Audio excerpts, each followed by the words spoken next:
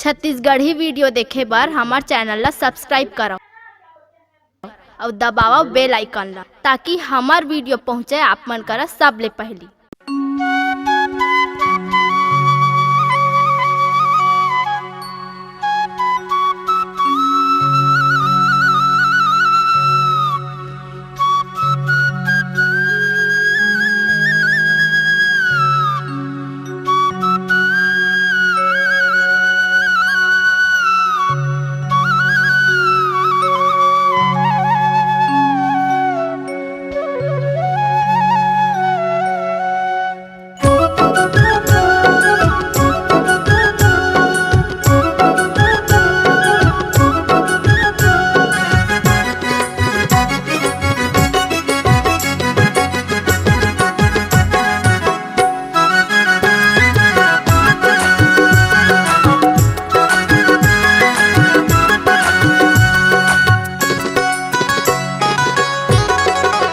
बांसुरी के धुनला बांसुरी के धुनला बांसुरी के धुनला बजाए कान्हा गा राधा रानी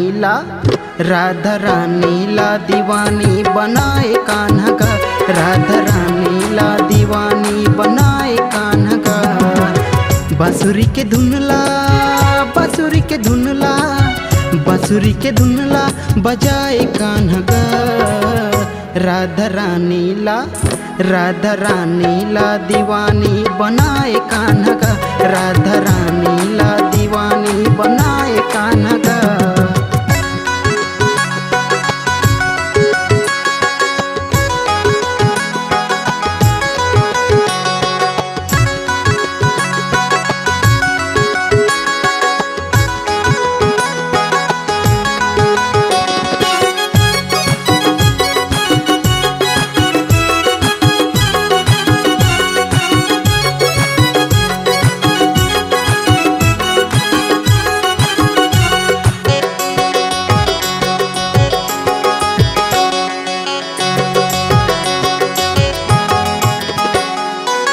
जग के तैह प्रभु हावस रखवाला गा यशोदा के लाला यौ नंद के दुलारा गा यमुना मकूद प्रभु गेंद लाले आए बर नांग के फन माते रासला रचाए बर।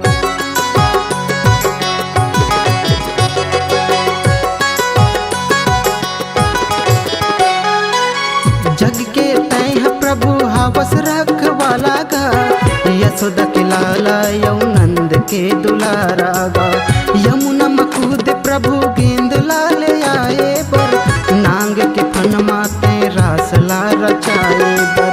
बांसुरी के धुनला बांसुरी के धुनला बांसुरी के धुनला बजाए कान्हा गा राधा रानी ला दीवानी बनाए कान्हा गा राधा रानी ला दीवानी बनाए कान्हा गा।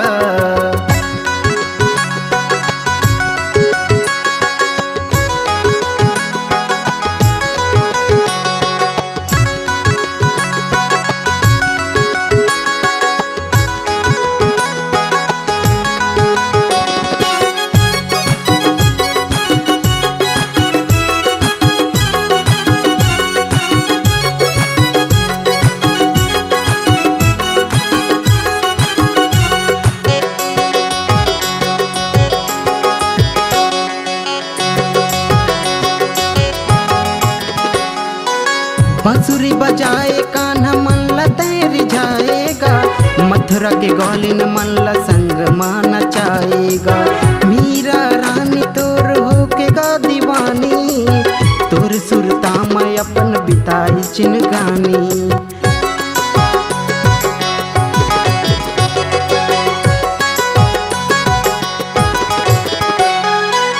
बांसुरी बजाए कान्हा मन ला तैर जाएगा मथुरा के गौलिन मन ला संग मान नचाएगा मीरा रानी तोर होके गा दीवानी तोर सुरता में अपन बिताई जिनगानी।